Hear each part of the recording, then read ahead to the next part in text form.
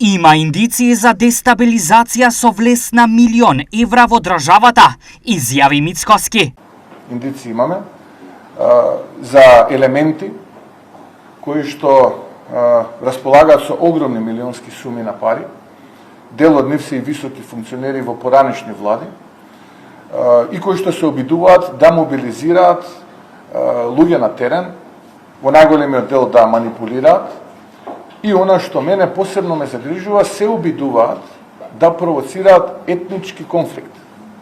Односно да дестабилизираат меѓуетничката хармонија во Македонија. Сепак Мицкоски повика на општа воздржаност. Апелирам и до јавноста, и до медиумите, и до граѓаните да се воздржат од било какви провокации, да ги игнорираат.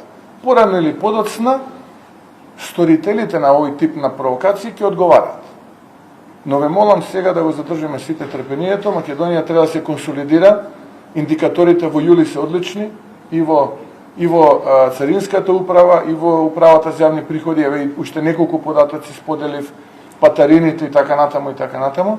Тоа значи дека слободниот пат е сопред.